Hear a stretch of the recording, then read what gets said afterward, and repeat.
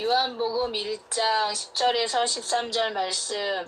그가 세상에 계셨으며 세상은 그로 말미암아 지은 바 되었으되 세상이 그를 알지 못하였고 자기 땅에 오매 자기 백성이 영접하지 아니하였으나 영접하는 자 곧 그 이름을 믿는 자들에게는 하나님의 자녀가 되는 권세를 주셨으니 이는 혈통으로나 육정으로나 사람의 뜻으로 나지 아니하고 오직 하나님께로부터 난 자들이니라.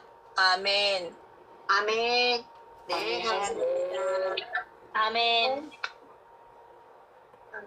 네, 감사합니다.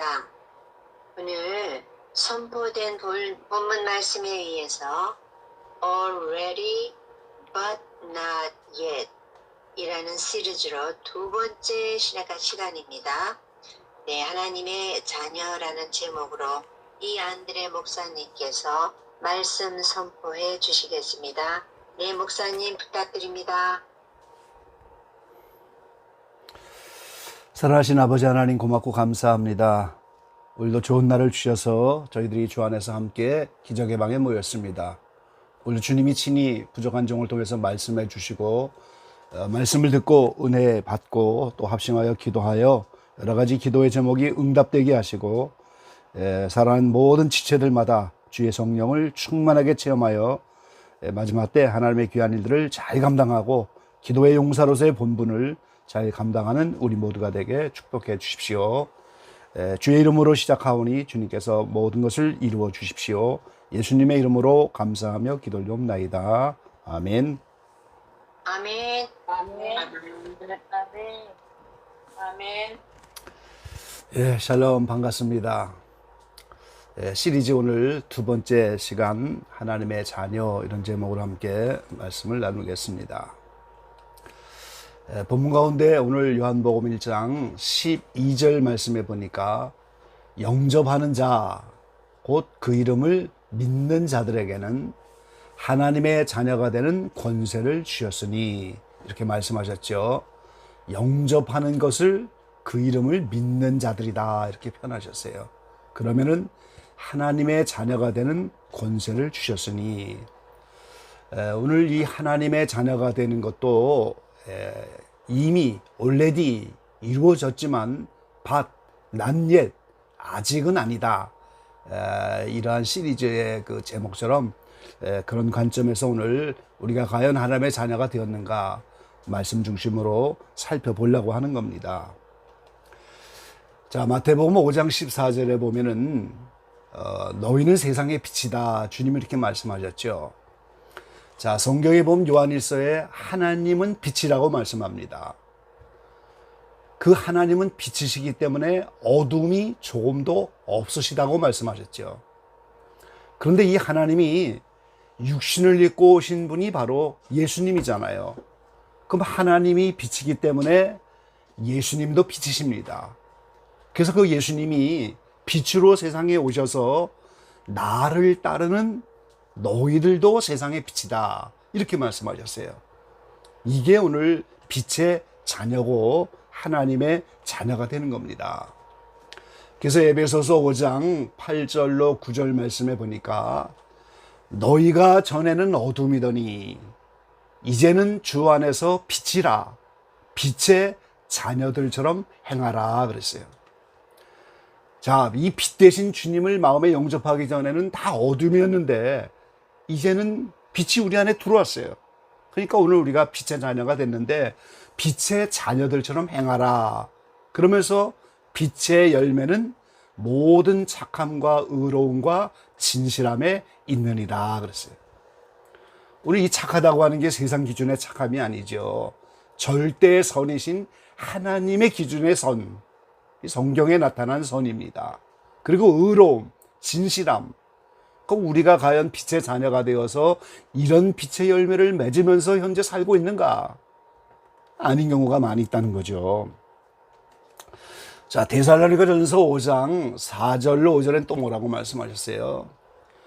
형제들아 너희는 어둠에 있지 아니하매 그날이 도적같이 너희에게 임하지 못하리니 너희는 다 빛의 아들이요 낮의 아들이라.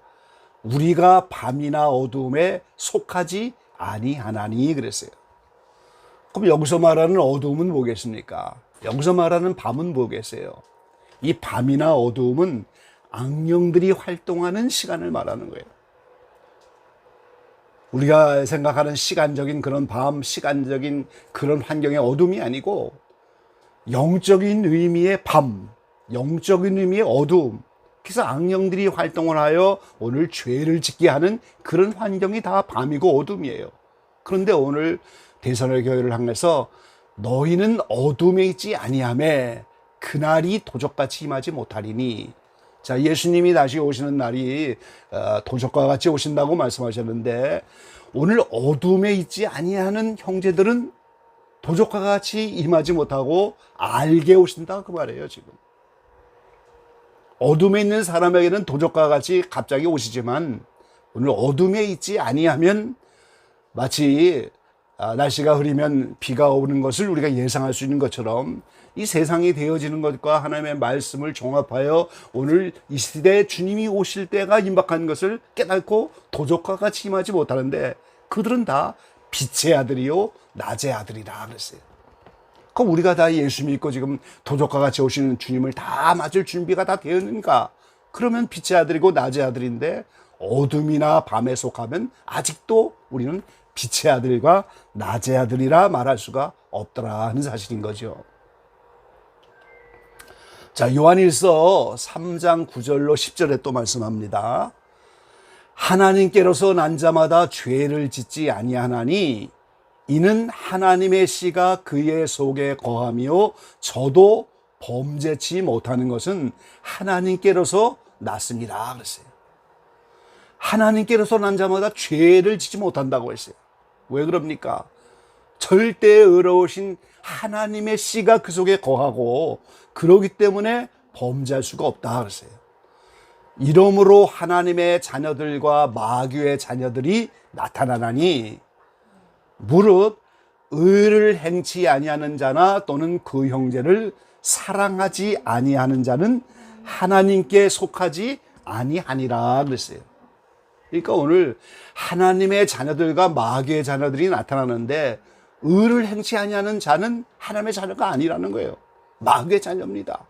그래서 요한복음 8장 44절에 예수 믿는 유대인들을 향해서 오늘 예수님은 너희는 마귀의 자녀다 그랬잖아요. 아직도 죄 가운데 있고 아직도 마귀의 일을 행하는 그 믿는 유대인, 믿어도 마귀의 자녀라고 말하잖아요. 그 형제를 사랑하지 아니하는 자는 하나님께 속하지 않았다 그랬어요. 오늘 우리가 하나님의 성품을 따라 사랑을 이루어야 되는데 사랑하지 아니하면 아직 하나님의 자녀가 아니다 그 말이죠. 자, 요한일서 3장 9절로 10절에 또 말씀하시죠. 보라, 아버지께서 어떠한 사랑을 우리에게 주사 하나님의 자녀라 일컬음을 얻게 하셨는고 우리가 그러하도다. 그러므로 세상이 우리를 알지 못함은 그를 알지 못함이니라.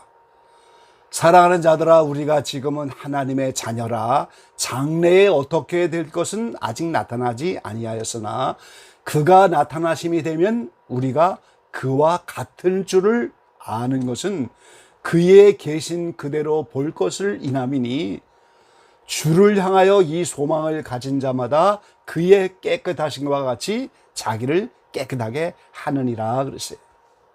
오늘 예수님이 오시면 부활의 영광의 몸을 가지고 오실 것인데 오늘 우리도 예수님이 나타나면 그와 같이 될 것을 알고 그대로 볼 것을 소망하면 주님이 깨끗하신 것 같이 자기를 깨끗하게 하느니라 그랬어요. 그것이 하나님의 자녀라는 거죠. 그래서 오늘 성경 전체는 우리가 하나님의 자녀가 됐다고 하고 영접을 했다면 하나님의 자녀다운 삶을 계속 살 것을 요구하고 있는 거예요. 그걸 권면하고 있는 거예요. 예수님처럼 빛이 되고 예수님처럼 사랑이고 거룩이고 죄를 짓지 않는 그런 환경으로 들어가야 하나님의 자녀가 되는 권세를 받게 된 것이다. 그렇게 말할 수 있다는 거예요. 자, 에베소 1장 4절로 5절엔 또 뭐라고 말씀합니까? 곧 창세전에 그리스도 안에서 우리를 택하사 우리로 사랑 안에서 그 앞에 거룩하고 흠이 없게 하시려고 그 기쁘신 뜻대로 우리를 예정하사 예수 그리스도로 말미암아 자기의 아들들이 되게 하셨으니, 예수님을 통하여 자기의 아들이 되게 하시는데, 그것 때문에 예수님 안에서 우리를 택하셨는데, 그것이 그 앞에 거룩하고 흠이 없게 하시려고 이렇게 말씀하셨어요. 그러니까 오늘 거룩하고 흠이 없게 되어야 하나님의 아들이 되는 거예요.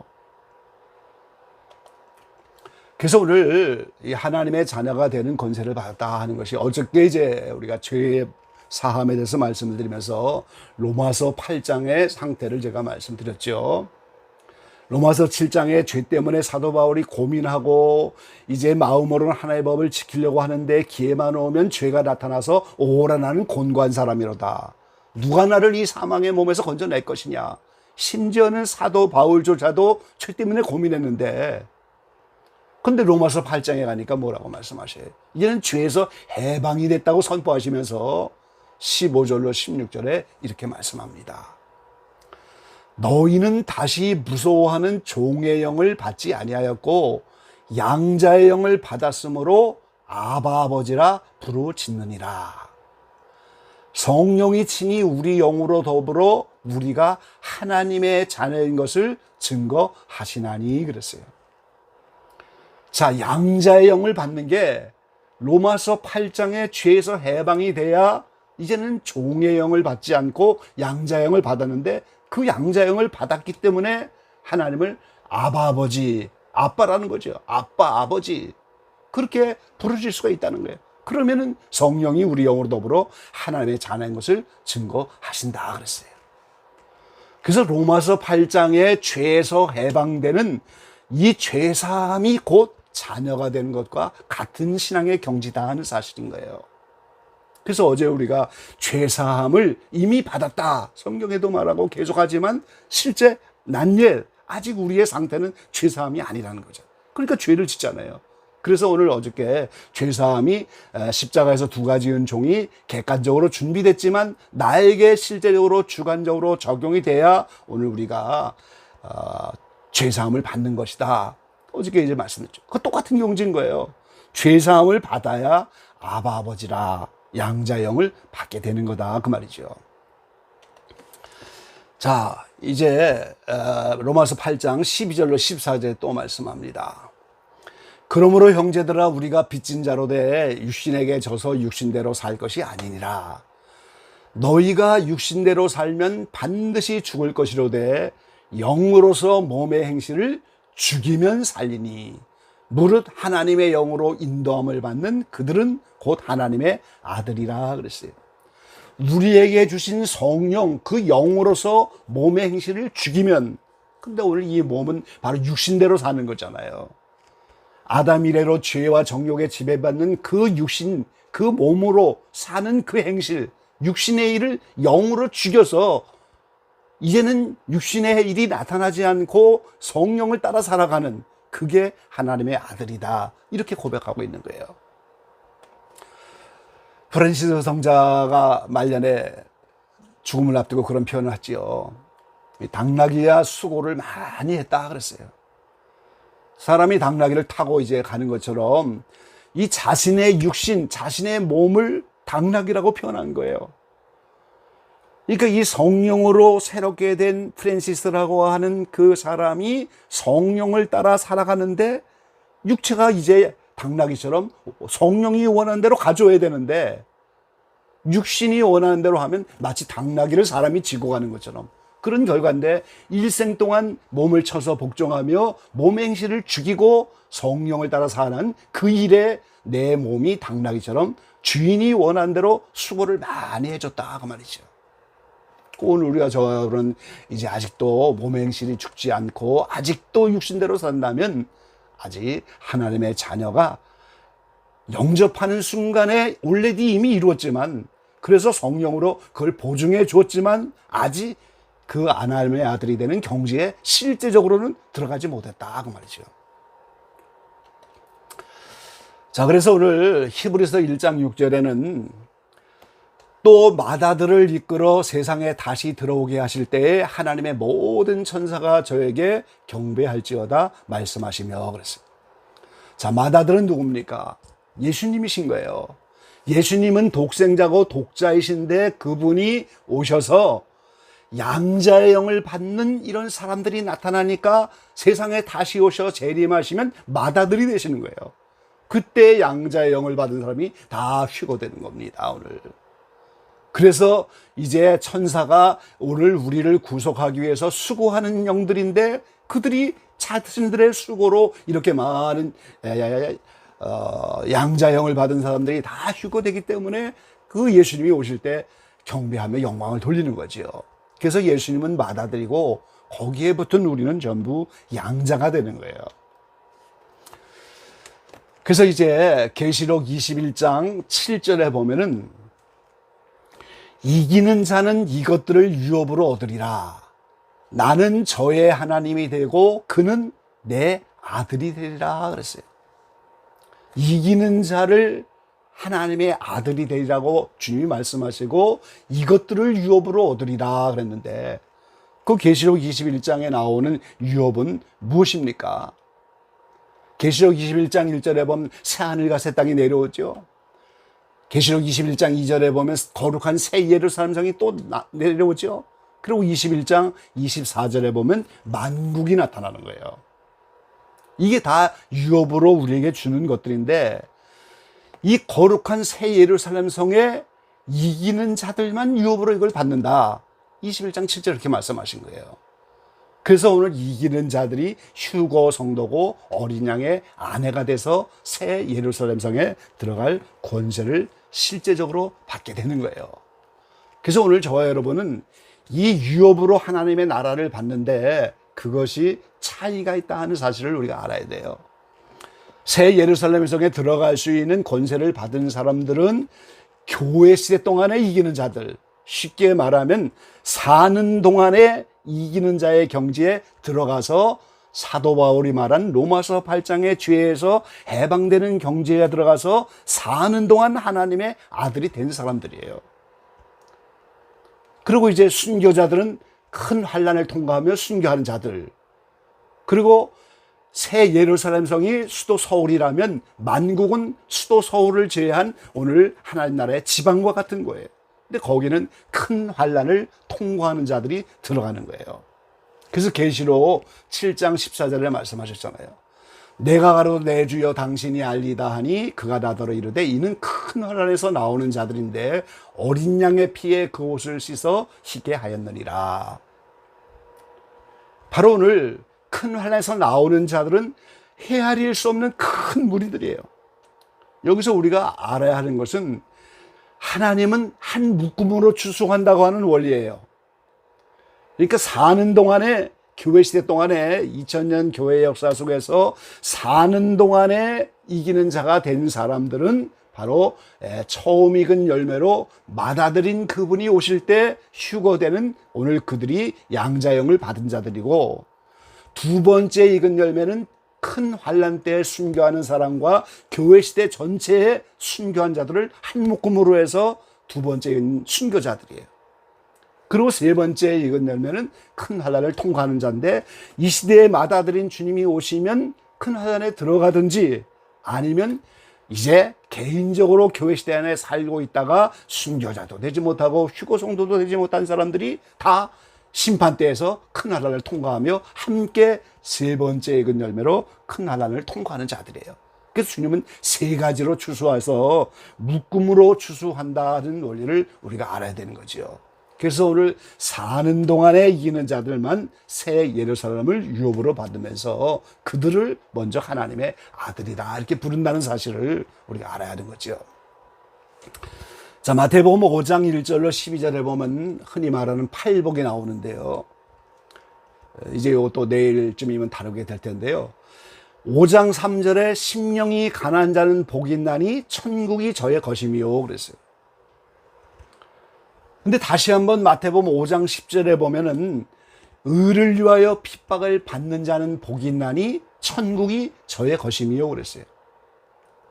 그러니까 이미 심령이 가난하여 천국을 받았는데 팔복이라고 하는 이 계단을 다 지나고 나니까 마지막에 가서 다시 의를 위하여 핍박을 받으며 천국이 저의 것임이요 그랬어요. 이것도 똑같은 거예요. 올레디 이미 심령이 가난하여 천국을 받았지만 과정을 지난 다음에 다시 그것이 받는 거예요. 그러니까 난례시에요 이것도.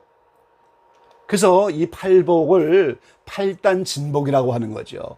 8개의 진짜 복을 받는 계단이다. 이 성장론적으로 되어 있는 겁니다.